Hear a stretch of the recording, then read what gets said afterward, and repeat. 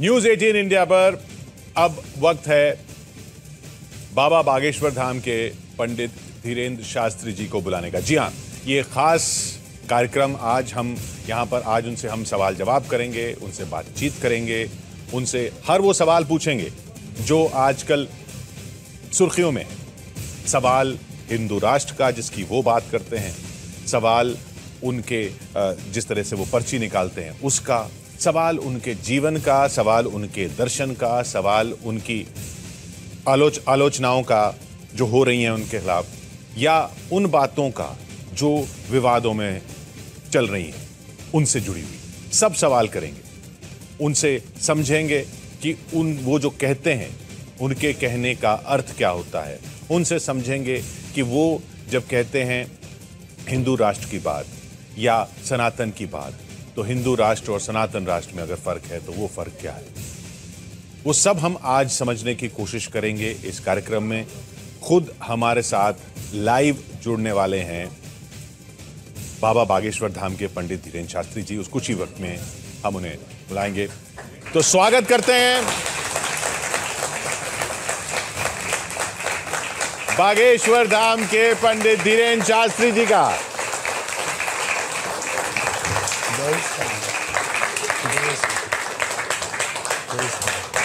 जय श्री राम।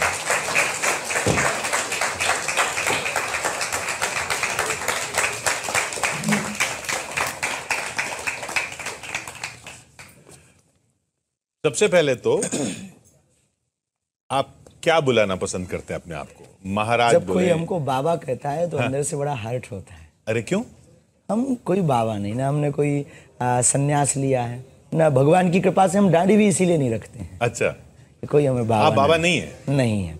कोई हमें महाराज जी कह सकता, आप हमें आचार्य जी कह सकते हैं, हाँ। आप हमें शास्त्री जी कह सकते हैं, ये हमें बहुत प्रिय है। अच्छा। बाबा कहता है कोई तो बाहर से हम नहीं बोल पाते, पर अंदर से लगता है यार भाई कम से कम हमारी दाढ़ी मूछ तो देख। तो ठीक है, फिर आप शास्त्री जी कहेंगे? चलेगा, पंडित। हाँ। ये बताइए, तो ये फिर बाबा कहने का ये कैसे चलन शुरू हुआ फिर? आप लोगों की देन है। अच्छा, आप लोगों ने अपनी मीडिया में बागेश्वर बाबा, बागेश्वर बाबा, जबकि बाबा बागेश्वर धाम वो धाम है, हनुमान जी का नाम है। आई एम नॉट बागेश्वर, हम तो धीरेन्द्र कृष्ण हैं, लेकिन वो आप लोगों की देन है, उस देन को स्वीकार कर रहे हैं। ये यहाँ पे थोड़ा शांत हो जाएंगे जी। तो सबसे पहला सवाल, आपने अब जब खुद ही कहा कि आपने संन्यास नहीं लिया है और आप बाबा नहीं हैं, तो लोग जो आपको भगवान मान के आपके पास आते हैं उनको आप कैसे देखते हैं? ये पहली बात तो ये बहुत बड़ी भूल है। हम सबको विनम्र हाथ जोड़कर प्रार्थना यही करते हैं कि हम कोई ईश्वर नहीं है, ना हम कोई महापुरुष हैं। हम अपने एक गुरु के साधारण से सेवक हैं और सनातन के एक सिपाही हैं। और हमें जो हनुमान जी की प्रेरणा और गुरु प्रेरणा से जो काम सौंपा गया कि हमें एन कैन प्रकारेण अपने सनातन के बच्चों को और बहनों को और अपने सनातन को बचाना है और इसकी रक्षा करके हमें पुनः भारत में सनातन संस्कृति का झंडा लहराना है। बस हम उसके सिपाही।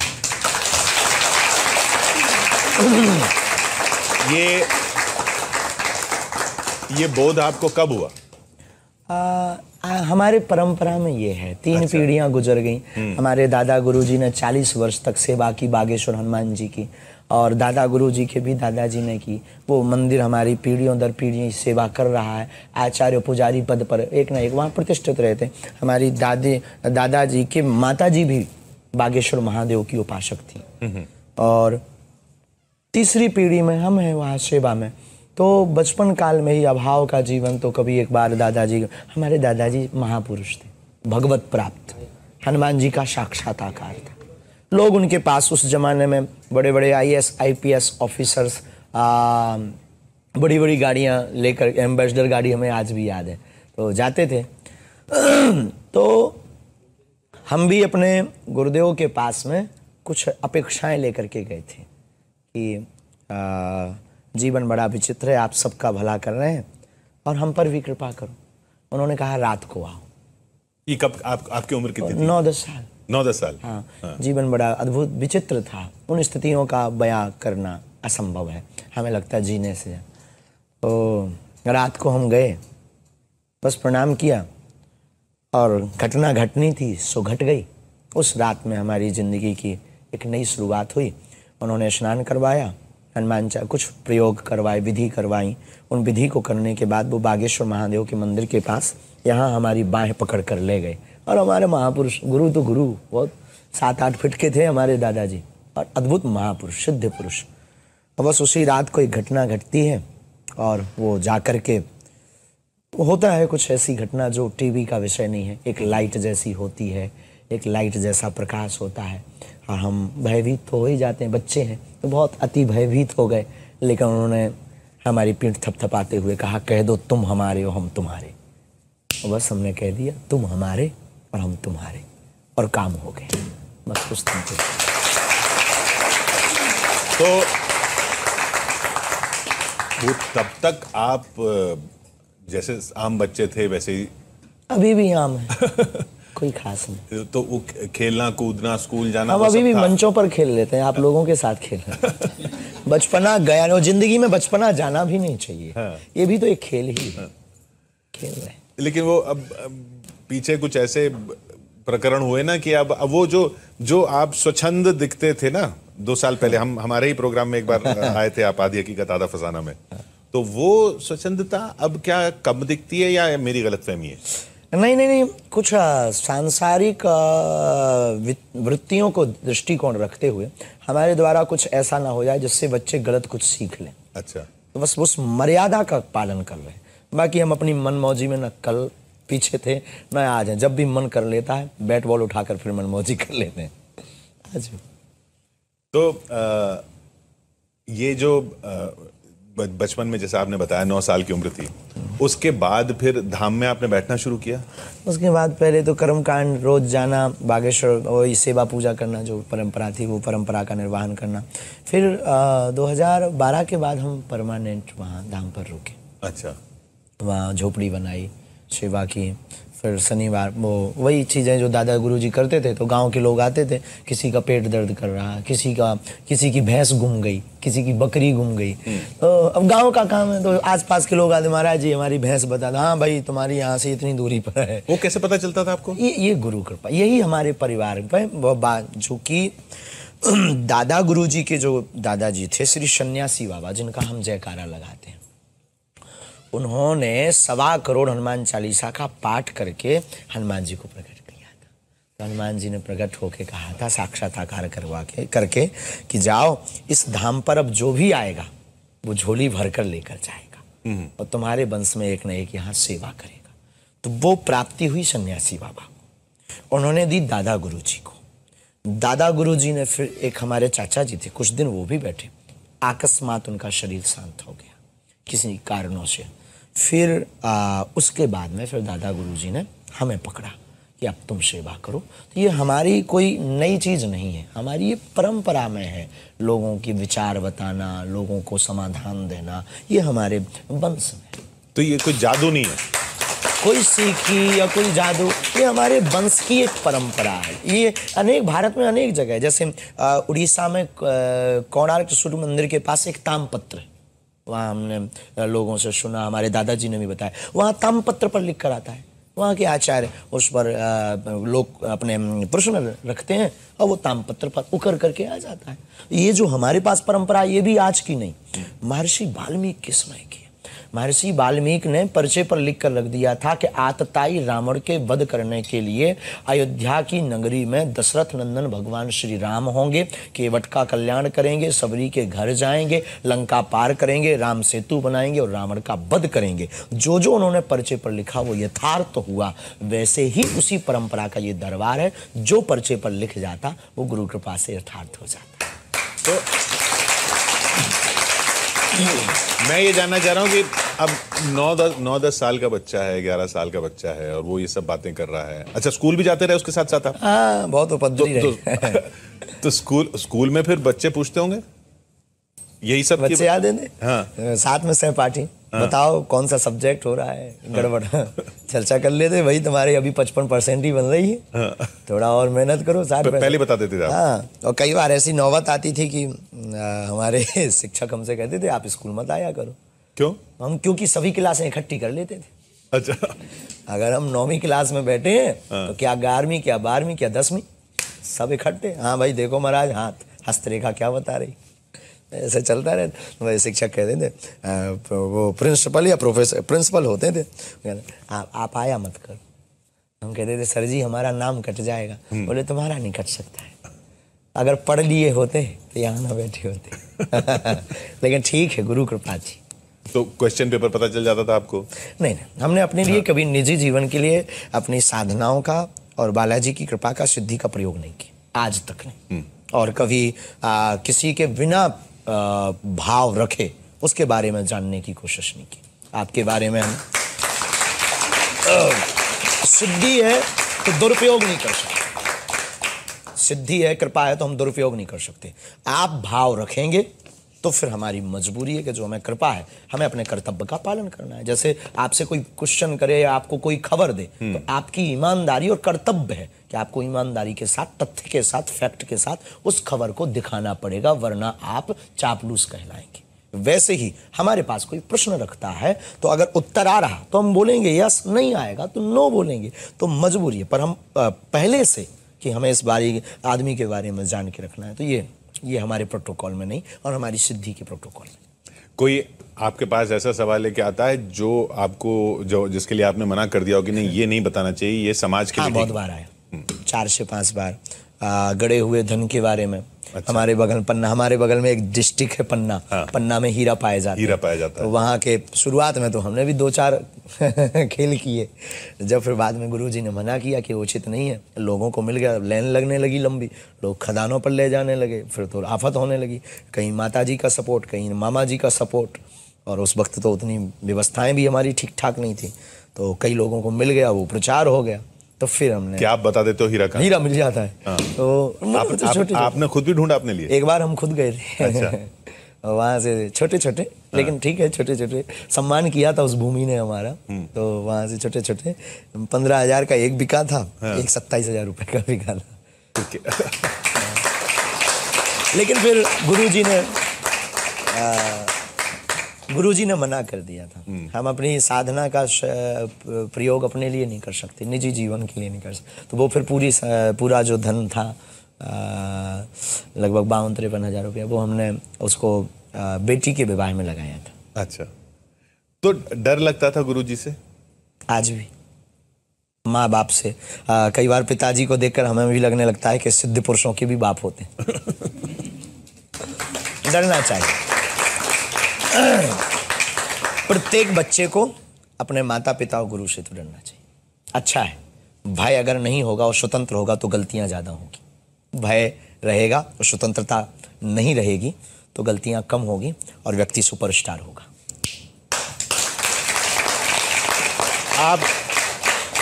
आपके भाई बहन वो नहीं देखते थे कि अरे ये आप अलग राह पे हो, वो अलग राह पे हैं? नहीं, वो भी हमारे साथ हैं। अच्छा। छोटी हमसे बहन है, बहन से छोटा भाई है, और वो सभी हमारे सपोर्ट करते, पूरा परिवार हमारा।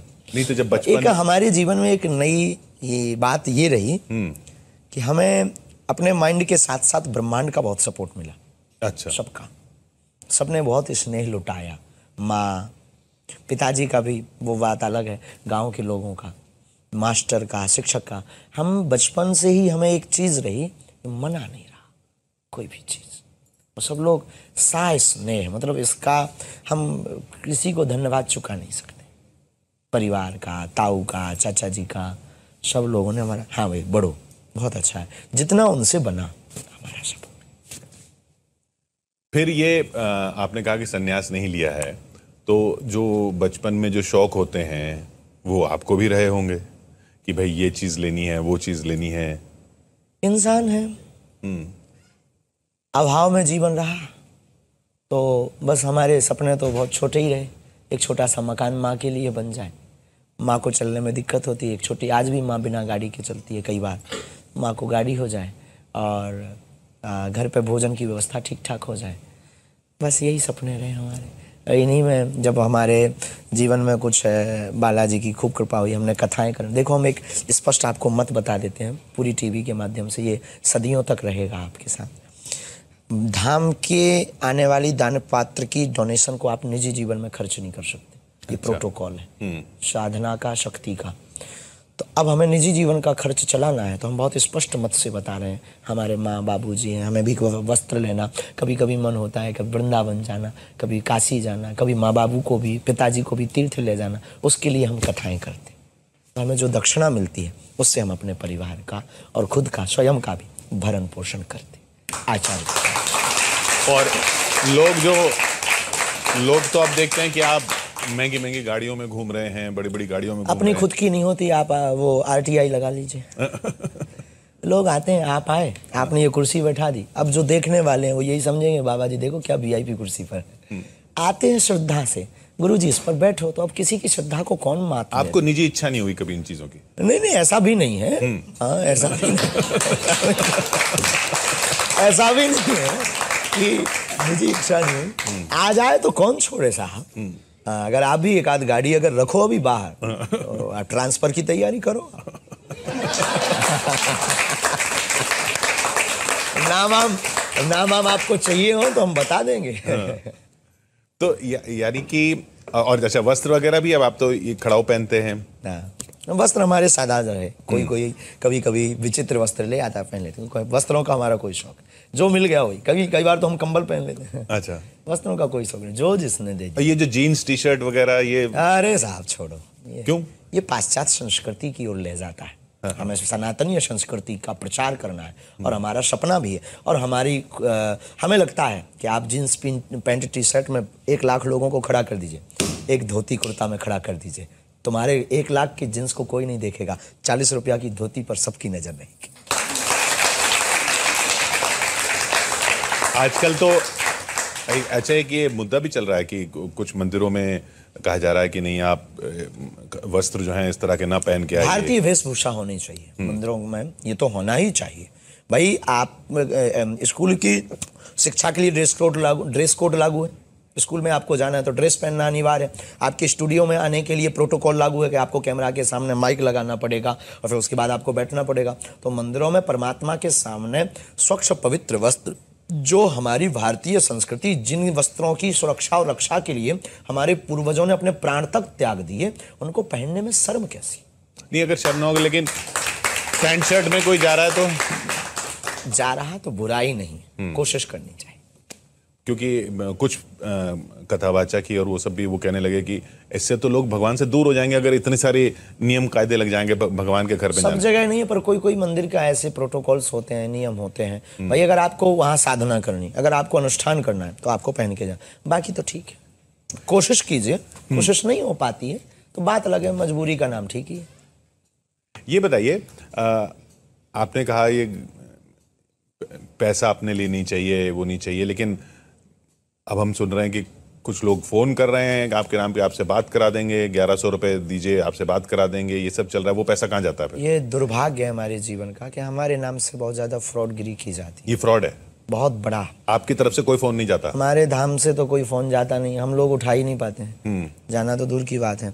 और धाम की प्रत्येक व्यवस्था, धाम पर अन्नपूर्णा निःशुल्क है, दरबार निःशुल्क है, हमसे मिलना निःशुल्क है, कथाओं में बैठना निःशुल्क है। लेकिन हमको वर्तमान में सबसे ज़्यादा अगर आघात पहुँच रहा है हृदय को, तो इसी बात से कि हमारे साथ फोटो खिंचवा कर और अपने आप को सेवादार बता करके बहुत से पकड़े गए, जेल भिजवाए गए। लगभग 20 से 25 लोगों पर FIR की लिस्ट है हमारे वहाँ जिन्होंने फ्रॉडगिरी की। लेकिन वो चीज़ें बहुत व्यापक स्तर पर, बहुत छोटे छोटे तरीके से, भोले भाले लोग जिनकी भावनाएं बहुत दृढ़ हैं बागेश्वर हनुमान जी के प्रति, वो अपनी भावनाओं को व्यक्त करने के लिए और बात करने के चक्कर में, उनकी आत्मा है ना, उन्हें लगने लगता कि गुरुजी, तो हम बात तो सहजवश सबसे करते हैं, इसीलिए करते हैं और 18 घंटे इसीलिए मेहनत करते हैं कि कोई हमारे यहाँ से निराश ना जाए और ईश्वर करे ये हमारे अंदर सद्बुद्धि बनी रहे। लेकिन ये हमारे लिए बहुत आघात का विषय है कि हमारे नाम से कोई धंधा करे, क्योंकि धर्म धंधा नहीं है। हमारे यहाँ तो लुटाना हमने सीखा है, जो आए से लुटाना।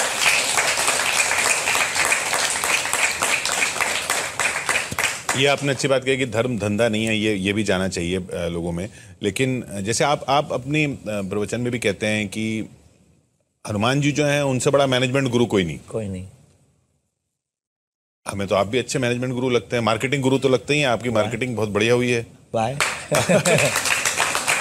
ये सब हमारे जीवन, ये भी एक अकस्मात हो गया। कैसे हो गया, मतलब कैसे? हमें भी खबर नहीं, यहाँ तक कैसे हो गया हमें भी खबर नहीं। हमने भी ऐसी कोई हमारी कल्पना या विचार भी नहीं था, हमारा ये विचार 3 पीढ़ी से चल रहा है। हाँ। अब ये टीवी वजह हो सकती है, मीडिया का बहुत कृपा है, सत्य को दिखाने की सामर्थ्यता मीडिया ने दिखाई, उसका परिणाम एक ये है। दूसरा, धर्म जगत में प्रत्युत्तर धर्म विरोधियों को आज तक मिले नहीं, तो दूसरा कारण ये। तीसरा, ज्यादातर कई बार इस रास्ते पे आने के बाद में फिर एक लाइन पे पहुंचने के बाद में व्यक्ति डर जाता है और वो फिर जो हमारी इस रक्षा की बात करके फिर अपनी रक्षा के लिए भयभीत हो जाता है। हमारा सिद्धांत तो ठीक उल्टा है।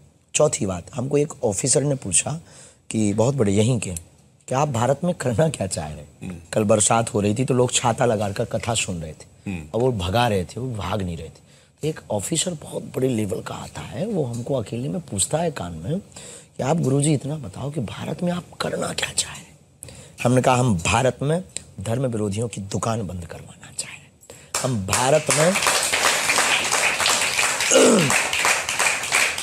जो सनातन विरोधी हैं, जिन्होंने रामचरितमानस को फाड़ा है, जिन्होंने राम की यात्रा पर पत्थर फेंके हैं, जिन्होंने पालघर के संतों को बर्बरता के साथ मारा है, जिन्होंने साक्षी बहन का कांड किया है, जो हमारी बहनों को सॉफ्ट टारगेट बना रहे हैं, उनकी ठटरी और गठरी दोनों बांधना चाह रहे हैं। और हम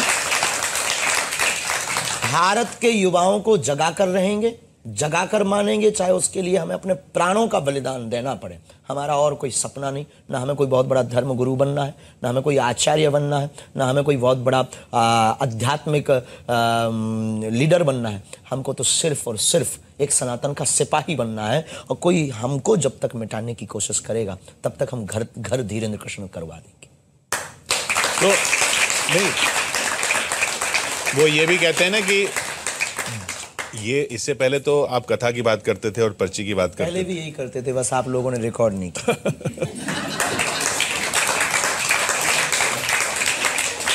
जब वो विवाद आए, जब लोगों ने विरोध किया महाराष्ट्र में उधर, तब आपने ट्रैक बदल लिया। और जब उनको समझ में आने लगा कि आदमी अब और ज्यादा खतरा हो रहा है, तब फिर वो सामने आए। इसलिए उनको जब बोल्ड आउट किया, तब आप लोगों की नजर गई कि बाबा कुछ है।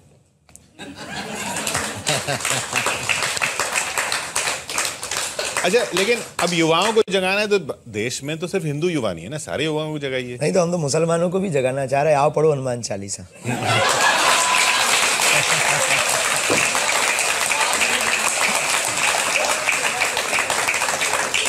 क्या बुराई है साहब? बुराई क्या है? हमारा अध्यात्म सनातन तो बहुत प्यारा है ना, सबको गले लगाता है। हमने विभीषण को गले लगाया, हमने तो जो भी ला उसको गले लगाया, उनको लगना चाहिए। नहीं, पर अभी जो अब मुस्लिम विरोधी माहौल जब बनता है तो वो गले लगाने वाला तो नहीं बन रहा। वो उनकी गलती है ना, हमारे तरफ से तो बाएं फैली है ना। अब कोई गले ना लगे उसकी गलती है।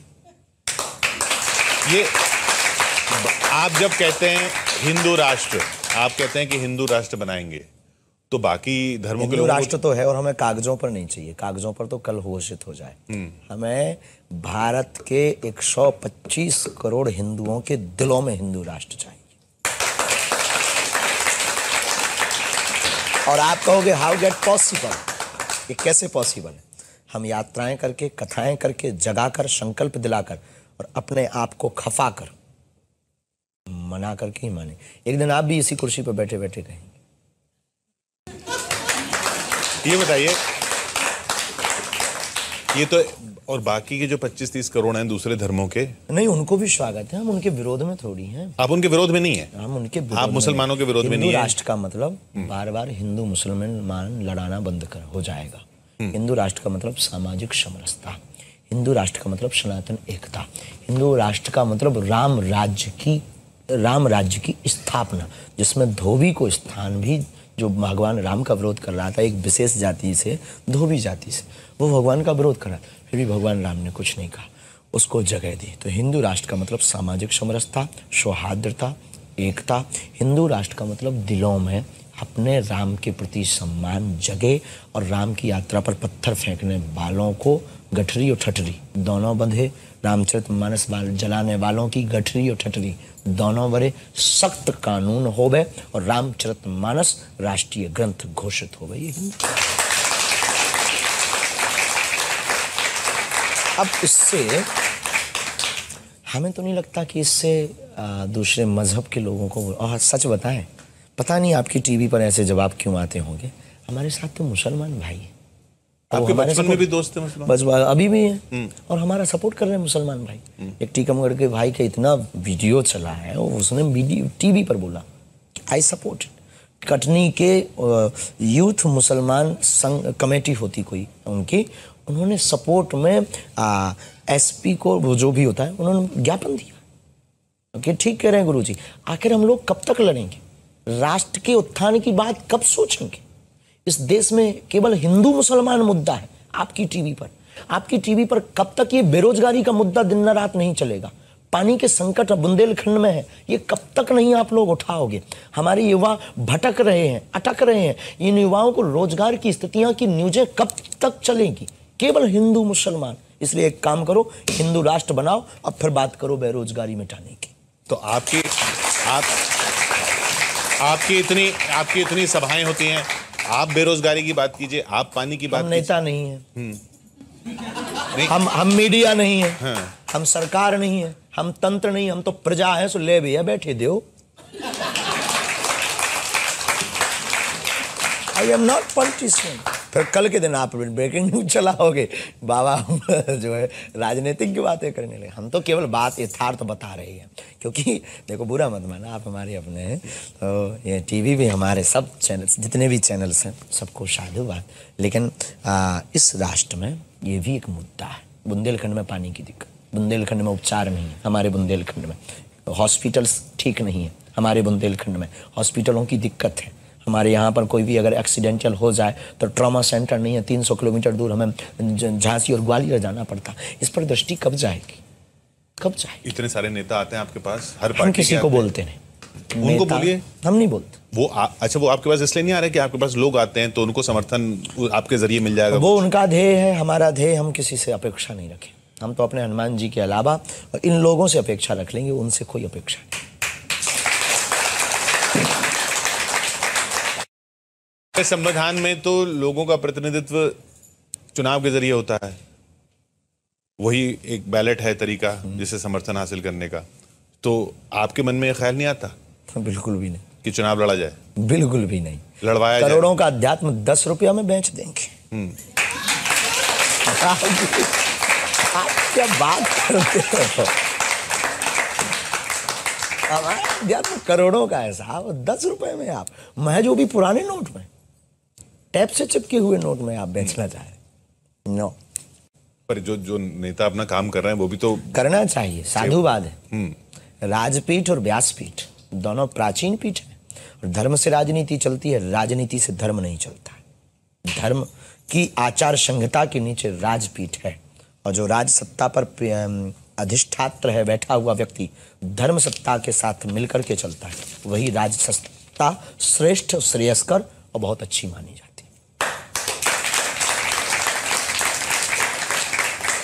सब फिर चलते हैं आपके बचपन की तरफ थोड़ा सा। तो चाय पी ले हम। अरे आपको दिक्कत ना हो। अरे बिल्कुल। तो हमारा क्या है, इंजन उसी से गर्म होता है। अच्छा, हाँ, ये चाय की बहुत शौकीन है, लाइए। क्योंकि आपके टाइम के चक्कर में हमारी चाय रह गई थी। अरे समोसा? नहीं समोसा। एक बार हमने सुना आप समोसे की वजह से कथा लेट हो गई थी। समोसे की वजह से लेट नहीं हुई थी, समोसा खा रहे थे बहुत बिना लहसुन प्याज का, ब्रेकिंग न्यूज बनवा दी थी आप लोगों ने। और इसको लेकर के हमें बहुत इसको लेकर के हमें बहुत हर्ट भी हुआ। अच्छा। ना तो जिस व्यक्ति ने ब्रेकिंग न्यूज बनाई, ना तो उसने समोसा खाया है, ना हमसे पूछा है कि लहसुन प्याज का था कि नहीं। और उसने लिख दिया कि पूरी दुनिया को लहसुन प्याज का संकल्प दिलाने वाले बाबा जी समोसा खाते पाए गए। तो हमको ये थोड़ा सा हर्ट हुआ, ऐसी चीजें जब होती है। अच्छा, चाय का शौक कैसे हुआ? इससे हमारी गुरुजी की याद जुड़ी है। अच्छा। हमारे गुरुजी खूब चाय, दादाजी ग्रैंडफादर, गुरु तो गुरु होता है। और सच बताएं, हमारी ज़िंदगी में हमारा प्रारंभ भी गुरु है और हम तो अपनी मृत्यु भी गुरु के चरण में चाहते। तो हमारे गुरुजी, हम 10 भाई ताऊ चाचा के मिलाकर थे, चाय पीते थे तो सब में से जूठी चाय वो इसी नरेली में खोपड़ी में पीते थे, जूठी चाय वो हमको ही देते थे। उसी चाय का कमाल है कि हम नालायक से थोड़े लायक हो गए।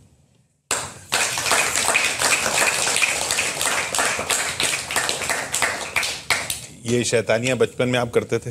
खूब दबा के। जैसे यही थोड़ा मोड़ा, जैसे एक बार स्कूल की एक घटना है कि हमने इंटरवल होता है, सरकारी स्कूल में पढ़े, आपके जैसे वीवीआईपी तो थे नहीं, हमें तो कॉन्वेंट मिला नहीं, हमें तो सरकारी स्कूल मिला, वही उसमें गए और पढ़ते थे। तो 1 बजे इंटरवल होता है सरकारी स्कूल में, तो घड़ी का 1 बजता है, तो एक क्लास का मॉनिटर हुआ करता था, उससे कहा जाता था 1 बजे तो घंटा बजा दिया करो। तो एक लोहे का वो टंगा रहता था, उसमें लकड़ी का घंटा बजाते थे। तो एक दिन शैतानी सूझी तो अपन ने 11:30 बजे ही 1 बजे बजा दिया, घड़ी को घुमा दिया, घंटा बजा दिया।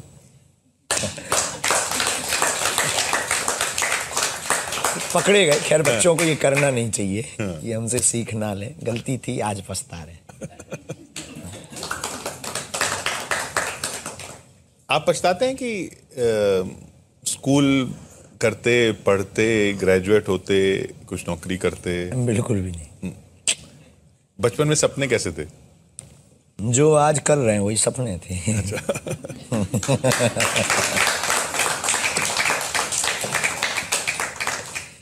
टीवी वाले संस्कार वाले आए आपके पास या आप गए संस्कार के पास? नहीं, संस्कार वाले हम तो जाते नहीं, प्यासा कुआं के पास आते हैं। हम नहीं गए, हम तो अपने धाम पर बैठे बैठे दरबार लगा रहे थे। तो संस्कार टीवी चैनल के सीईओ श्री मनोज त्यागी जी पहली बार धाम गए। तो किसी एक कपिल नाम का एक खजुराहो का बालक था, उसके सपोर्ट के साथ। तो पहले से ही टीवी चैनल वाले आने लगे थे हमारी कथाएं देख करके, बोले बाबा का कंटेंट तो खतरनाक है, इसको कैच करो। तो हम तो समझ गए थे कि इनकी अटकी है, अपन तो होशियार आदमी, बुंदेलखंडी आदमी, 100 दंडी एक बुंदेलखंडी। तो हम समझ गए, वो हमारे पास आए। तो दरबार में एक छोटा हॉल था, सबको हम मिल रहे थे, पर्चे निकल रहे थे, बातें हो रही थी, सबका समाधान दे रहे थे, चल रहा था। उनको हमने बोला आइए त्यागी जी। तो परिचय तो एक सज्जन ने करवा ही दिया था कि ये त्यागी जी है। तो हमने कहा ठीक है आप बैठो। जब हमने बाद में थोड़ा फ्री, हमने कहा आइए त्यागी जी, मैंने मांगो क्या, वो पूछो क्या चाहते हो। तो इनकी एक बात हमको भा गई, और चैनल पर भी हम जा सकते थे, वो बात हमारे दिल को टच कर गई। हमने कहा कहो। पहले हमारे मुंह से निकल गया चाहो, मांगो क्या चाहते हो और क्या पूछना चाहते हो। इन्होंने कहा हम पूछने नहीं आए, हम आपको मांगने आए, हम आपको चाहते बस। लेकिन ये भी बड़े वाले हैं, ये भी बड़े वाले हैं। पहली कथा इन्होंने फ्री ऑफ कॉस्ट कह दी हमको। अपन बुंदेलखंडी आदमी, रुपया जेब में रहता नहीं, तो फ्री ऑफ कॉस्ट के चक्कर में कि चलो टीवी पे तो आएंगे, तो हमने कहा चला दो।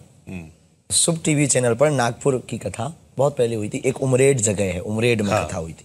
तो उमरेड में, नागपुर में हमारी पहली कथा शुभ टीवी चैनल पे फ्री चली थी। अब तो खैर खर्रा पर्चा लगने लगा, बिल आता है। ऐसी शुरुआत है।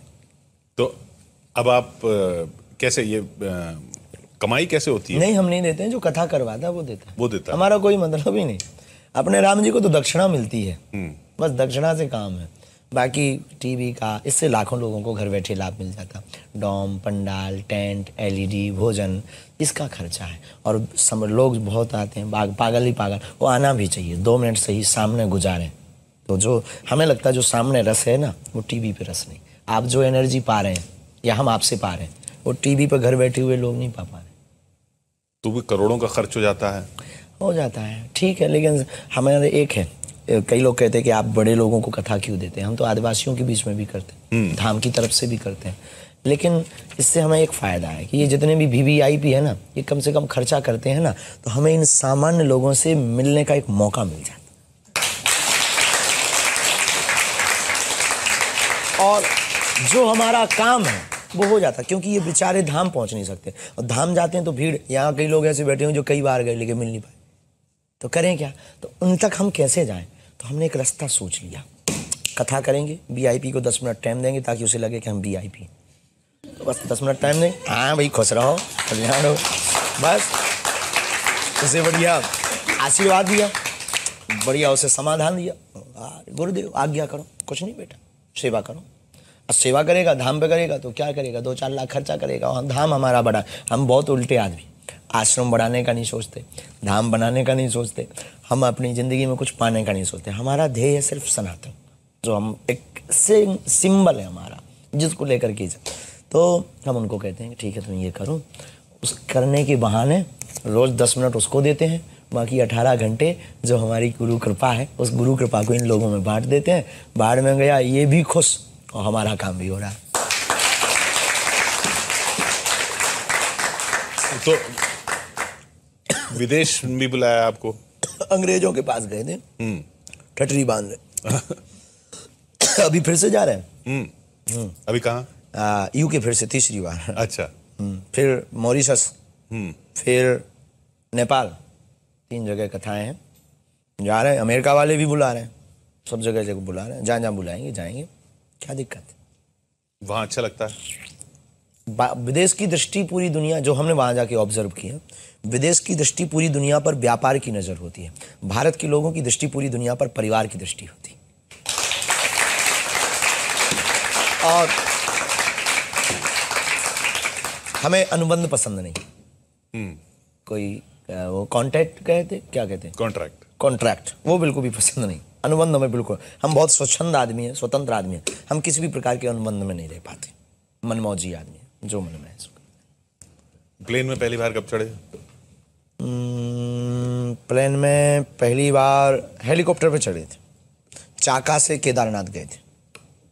एक चापा या चाका जगह, चापा जगह है, वहाँ से भगवान केदारनाथ के दर्शन करने हमारे एक प्रिय हैं जोशी जी, उन्होंने उसकी टिकट दी थी। अपने राम जी तो हमेशा दूसरों पे चलते हैं, उन्होंने टिकट दी थी, उस पर पहली बार हेलीकॉप्टर। फिर खजुराहो से बनारस पहली बार हवाई जहाज पे, चील गाड़ी, उसका नाम हमने बुंदेलखंडी दिया, चील गाड़ी। अच्छा। हवाई जहाज को हम कहते हैं चील गाड़ी, चील गाड़ी पे चले। तो उसमें भी हनुमान जी साथ में? हाँ, लेकिन हम हनुमान जी से प्रार्थना कर लेते हैं बैठने के पहले कि आप मत आना, कहीं अगर बैठ गए और नीचे आ गए।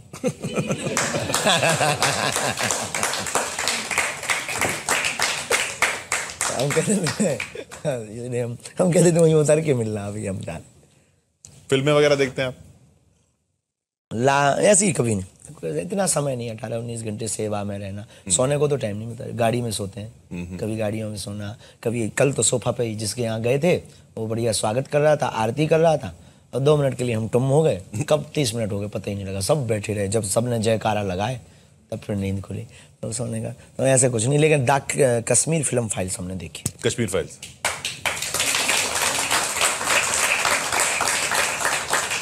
देखो, जो है हम साफ बता देते हैं, ये हमारे जीवन का एक सिद्धांत है, छोटी बुरी अच्छी बातें हमें बोलने से कोई डर नहीं लगता, जो है सो है भाई, आप करोगे क्या, जानोगे ही तो, लो जान लो, पहले ही खुली किताब। एक सज्जन, एक महात्मा बोले हमें कोई हरा नहीं सकता। हमने कहा वाह, क्यों नहीं हरा सकता? बोले हम पहले ही हारे हैं, अब कौन हराए?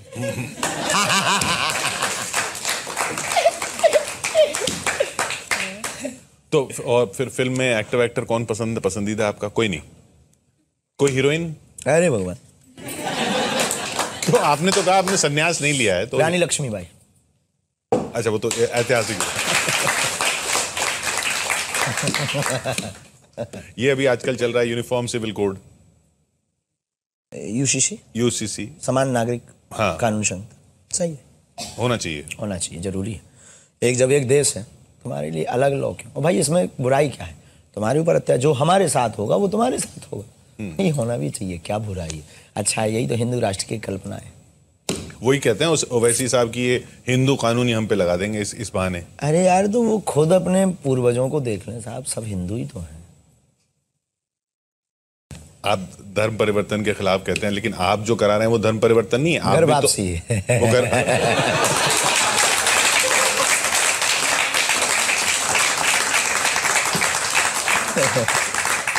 बदलवा तो रहे हैं ना धर्म? हाँ? बदलवा तो रहे हैं? नहीं, बदल लेते हैं, हम उनको बुला लेते हैं। अच्छा। धर्म परिवर्तन कहलाता है लोभ देकर के, कन्वर्जन जिसे कहते हैं उसकी परिभाषा है लोभ देकर के, लालच देकर के। संविधान कहता, हम नहीं कहते। लोभ देकर, लालच देकर के, डरा धमका करके किसी भी व्यक्ति के मजहब, पंथ एवं इसके साथ छेड़खानी करके धोखे के साथ अपने मजहब में ले आना धर्म परिवर्तन है। लेकिन साहर्ष कोई सनातन की चमत्कारों को, बागेश्वर धाम के चमत्कारों को, बागेश्वर धाम की महिमा को देखकर, प्रभु श्री राम के आदर्श और चरित्र निर्माण को देखकर साहर्ष कोई आ जाता। हमारे यहाँ से तो बांग्लादेश से भी एक बच्ची आई, उसने भी सुना। लेकिन हमने ये नहीं कहा कि तुम अपना धर्म छोड़ दो, हमने ये कहा कि तुम राम को आदर्श मानो, और आज भी जुड़ी, और वो दूसरे मजहब की। और ऐसे कम से कम नहीं, आपकी टीवी पे हम बता रहे हैं, कम से कम नहीं 150 है जिनको हमने धर्म नहीं बदलवाया। हमने कहा आप बने रहो लेकिन राम को आदर्श मानो। तो हमारा ध्येय कन्वर्जन नहीं है, घर वापसी। तो फिर ये सनातन राष्ट्र और हिंदू राष्ट्र में फर्क क्या? सनातन राष्ट्र दोनों पर्यायवाची हैं। हिंदू राष्ट्र से कंट्रोवर्सी ज्यादा करते हैं, उन्हें लगता है कि हम पर थोप रहे हैं। सनातन का मतलब सबको, मतलब थोपना नहीं। आप कह रहे हैं कि धर्म ना बदले? हमें धर्म नहीं बदलना, धर्म बदलना ही नहीं, धर्म बदलवाना नहीं है, बिल्कुल भी नहीं। हम उनके जैसे, अगर कुत्ता को, एक सज्जन को कुत्ता ने काट लिया, वो हमारे पास आया, बोले क्या करें? हमने कहा देखो भाई जवाब देना है तो तुम कुत्ता को काटो, लेकिन नियम ये नहीं कहता है। अगर आपको कुत्ता ने काटा हो, आपने कुत्ता को काट लिया तो क्या हुआ? भाई कुत्ता ने काटा, इंजेक्शन लगवाओ, घर पड़ो। सिद्धांत ये कहता है। इसी प्रकार अगर वो गलती कर रहे तो वो हम थोड़ी करें। हमारा ये ध्येय नहीं है, वो ऐसा कर रहे हैं, हमारा ध्येय दूसरा है। उन्हें भारत में रहना चाहिए। हाँ, जिनको दिक्कत है, जिन्हें राम की यात्रा पर पत्थर फेंकना हो, जिनको लव जिहाद के लिए पैसा खर्च करना हो, जिनको धीरेन्द्र कृष्ण जैसे लोगों को, इसमें लाखों लोग हैं भारत में जो सनातन के लिए काम कर रहे हैं, उनके प्रति षड्यंत्र करके उनको मारना हो, जिनको पालघर के संतों से दिक्कत हो, जिन्हें साधुओं से दिक्कत हो, ऐसे लोगों के लिए ये हिंदू राष्ट्र, सनातन राष्ट्र आवश्यक है। ऐसे लोगों को भारत में रहने का अधिकार नहीं। आपने लव जिहाद की बात की, वो लोग कहते हैं है तो वो प्रेम से हो रहा ना, प्रेम ही तो है। हाँ प्रेम है, लेकिन प्रेम प्रायोजित नहीं होता है। प्रेम में प्रेमिका को मारा नहीं जाता, प्रेम में 35 और 33 टुकड़े निकले। अगर प्रेम है, अपने बच्चे को काट दे, इसमें प्रेमिका के ही 33 टुकड़े क्यों? ये प्रेम है कि नफरत? लेकिन आप लोग अगर कह रहे हैं तो हमें मानना पड़ेगा। आपको प्रेम नहीं होता?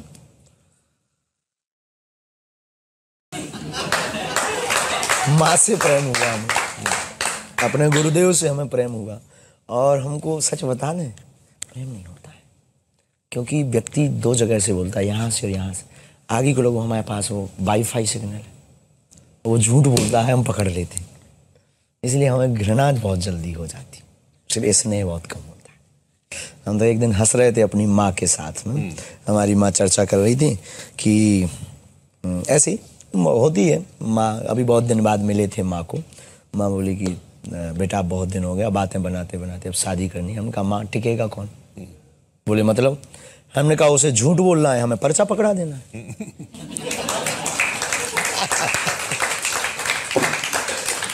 अब बताओ कौन टिकेगा? माँ बहुत हंसी। तो हमको स्नेह कम होता है। कोई मिल जाए ऐसा जो सच बोले, ढूंढिए आप। पर ऐसा कोई ब्रह्मचर्य का प्रण नहीं लिया? नहीं, साधु हम कोई साधु नहीं है। देखो साधु जो है सो है। हम सनातन को और अपने आराध्य को धोखा नहीं दे सकते।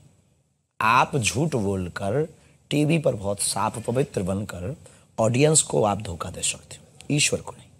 और हम अपने गुरु को बहुत मानते हैं, हम अपने गुरुदेव को धोखा नहीं दे सकते। जो है, हम कोई साधु नहीं है, हम कोई सन्यासी नहीं। और गृहस्थ में दिक्कत क्या? भगवान राम भी तो गृहस्थी है। भगवान आते कहाँ? गृहस्थी में। भगवान राम भी तो दशरथ महाराज जी वो गृहस्थ, भगवान राम भी गृहस्थी, भगवान कृष्ण भी गृहस्थ। कितने ऋषि गृहस्थी नहीं हुए? कितने ऋषियों की लाइन जो गृहस्थी नहीं है? वशिष्ठ ऋषि सब गृहस्थ। तो हमें लगता है कि गृहस्थ जीवन उत्तम है और लेना चाहिए। आपके पास इतने ये जो नेता लोग आते हैं, हर पार्टी के आते हैं, वैसे लोग कहते हैं कि आप बीजेपी की तरफ ज्यादा हैं। नहीं, ऐसा नहीं है। सब हमारे हैं, और अभी हम हर पार्टी के लोग हमारे पास आते हैं। सभी पार्टियों को खूब साधुवाद है, सबको सद्बुद्धि मिले, वो हमारे पास आते हैं, हम उनके कल्याण के लिए प्रार्थना करते हैं और वो जो अर्जी लगाते हैं बालाजी उसको पूर्ण करते हैं। और अगर ऐसा कोई जोड़ता है तो ये उसकी सठता है, सब पार्टी के लोग। और अभी तो हम कथा जो मध्य प्रदेश में करने जा रहे हैं, और हमारे बागेश्वर धाम की बहुत ही प्रिय, वो तो धाम पे भी दर्शन करने, कथा मांगने कमलनाथ जी, वो तो कांग्रेस के। हमें तो सब समान है, हमें कोई जीते, हमें किससे कोई मतलब नहीं, साधु को इससे मतलब होना भी नहीं चाहिए। कोई भी जीते, भगवान सद्बुद्धि सबको दे और प्रदेश का और राष्ट्र का कोई उत्थान करे, वो कोई भी हो, हमें सब स्वीकार। आप अपने जो लोग आते हैं आपके धाम में या आपसे मिलने, उनको कुछ ना बोलेंगे कि इधर वोट दो उधर वोट? कभी नहीं, सपने में हम क्यों कहेंगे, वो तो स्वतंत्र। हमारे बागेश्वर धाम के जितने भी पागल हैं देश विदेश के, स्वतंत्र हैं हमसे, हमारी उन पर कोई परतंत्रता नहीं। हमको मानने, हमारे धाम बालाजी को मानने वालों को कोई एक ही परतंत्रता है, केवल भक्ति और आत्मसुख, और कोई परतंत्रता नहीं, स्वतंत्रता है। जहां वोट करो दबाओ, जहां तुम्हारा मन किए जियो, जो तुम्हें काम करना है करो, बस किसी का दिल ना दुखे और सनातन की बात मत भूलना और उस ईश्वर को धन्यवाद देना मत भूलना। कोई आपको लगता है पार्टी या नेता जो सनातन के खिलाफ जा रहा है आपकी नजर में? कह नहीं सकते, जा तो बहुत में।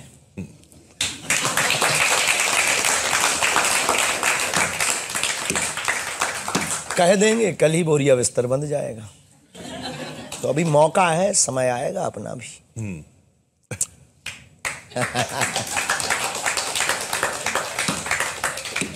आप जब कह रहे समय आएगा तो ऐसा लग रहा है आपके पास सनातनी हिंदू जब इकट्ठे हो जाएंगे वो खुद बोलेंगे, वो जवाब देंगे।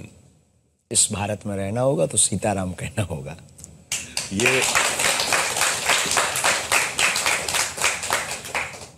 ऐसा लग रहा है जैसे आपने इलेक्शन की पर्ची खोल रखी, आपको पता है कौन जीतने वाला है? बिल्कुल भी नहीं, नहीं पता। ऐसा भी नहीं करते, ऐसा भी नहीं हम करते। हमने कहा ना, कोई आता है प्रार्थना करता तब हमें जवाब मिलता, ऐसे सहज बस हम लगाते भी नहीं। अच्छा, हम प्रार्थना कर रहे हैं, बताइए कौन जीतेगा इलेक्शन? चलो ये जूता उता उतार के बागेश्वर धाम चलो।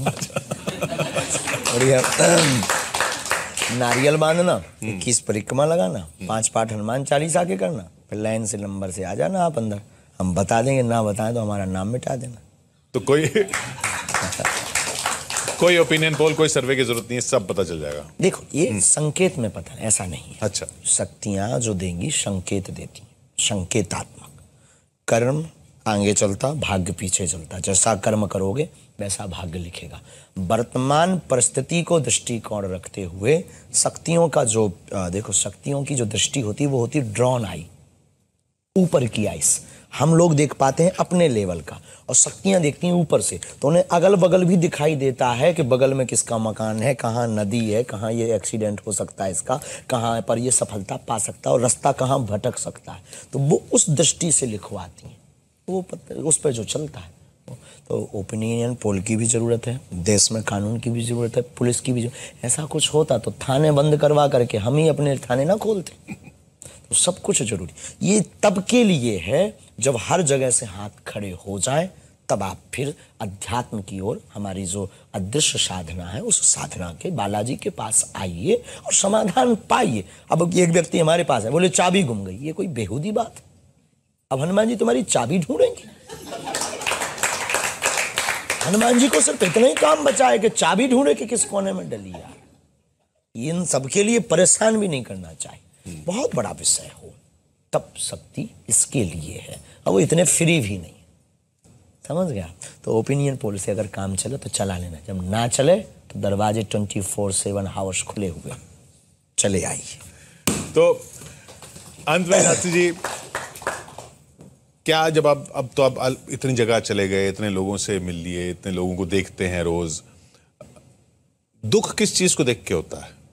जब कोई हमारे तथ्य को, फैक्ट को जाने बिना और गलत प्रचार कर देता है, तब हमें दुख होता है। जब कोई रामचरितमानस को पढ़े और समझे बिना उस पर टिप्पणी कर देता है, बहुत दुख होता है। जब कोई हमारे सनातन को समझे बिना सनातन को पाखंड और अंधविश्वास कह देता है, तब बहुत दुख होता है।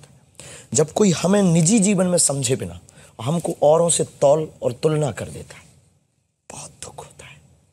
लेकिन उनका समय है, बोलने दो, अपना आएगा। आपने दूसरे धर्मों के ग्रंथ पढ़े हैं? बिल्कुल भी नहीं, जरूरत ही नहीं। तो आपने भी लेकिन तो नहीं पढ़े समझा? नहीं है, लेकिन हमने समझा है। जो पढ़े लिखे हैं उनसे, जिन्होंने पढ़े हैं उनके साथ बैठकर हमने वार्तालाप किया है और उनसे पूछा है, बिना फैक्ट की बात नहीं की। हमने पहले फैक्ट समझा कि आपके मजहब की पुस्तक में क्या है, आपके मजहब की पुस्तक में क्या है, और ऐसे नहीं, उसके जो धर्म गुरु हैं उनसे ही। तो पढ़ना और सुनना, धर्म गुरु से शिक्षा लेना, दोनों समान है। तो हम शिक्षा पे ज़्यादा भरोसा करते हैं, क्योंकि जो धर्म गुरु जिस मजहब का होता है उस मजहब के आचार्य को अपनी बात लपेटने का मौका होता है, और जिससे उसको क्या हर्ट करेगा ये वो बोलेगा हमसे, तो हम उस चीज़ को दृष्टिकोण रखते हैं। तो सारे धर्म हैं तो ईश्वर के लिए ना, फिर परमात्मा के लिए है, लेकिन सारे धर्म ईश्वर के लिए। हमने ये कभी कहा नहीं कि ईश्वर के लिए नहीं है, पर आपका धर्म तो सिर्फ सनातन है, बाकी तो मजहब है। लेकिन इसका मतलब ये भी तो नहीं है कि आप जो है जीव हिंसा करो। इसका मतलब ये भी तो नहीं है कि आपका ईश्वर ये कहता हो कि केवल हमारे लोग ही अच्छे हैं, बाकी सब काफिर हैं। इसका मतलब ये भी तो नहीं है कि केवल अपनी बहन बेटियों की सुरक्षा करो, बाकी को जो है लव जिहाद में पकड़ करके उनको मारो। इसका मतलब ये भी तो नहीं है केवल अपना ग्रंथ पवित्र है, बाकी सबको जलवाने का षड्यंत्र करो। तो धर्म सनातन है। हम इन लोगों को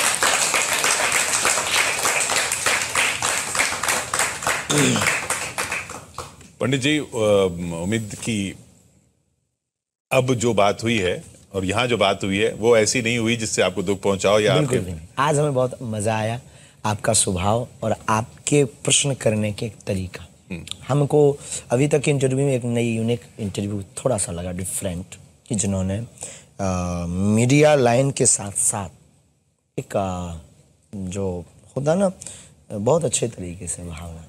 वैसे अब आजकल हम सुधर गए। अच्छा, हाँ, ये मैं शुरू से पूछना चाह रहा था। आप सुधर, ये आप बदल गए हैं, आप बदल गए हैं। हाँ, ऐसे बदल क्यों गए? हम बदल नहीं गए ना, हमें लग रहा था कि हमारी वाणी कर्कश हो रही है। अच्छा, तो हमने आपस में गुरुजी से भी चर्चा की, तो गुरुजी बोले हाँ थोड़ी तो कर्कश हो रही है।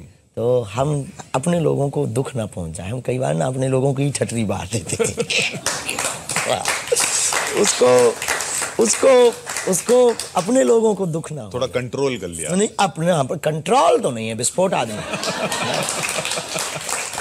दूसरा तो अभी भी आ जाए, छोड़ेंगे नहीं जिंदगी भर, जब तक प्राण रहेंगे तब तक तो वो वही एटम बम है।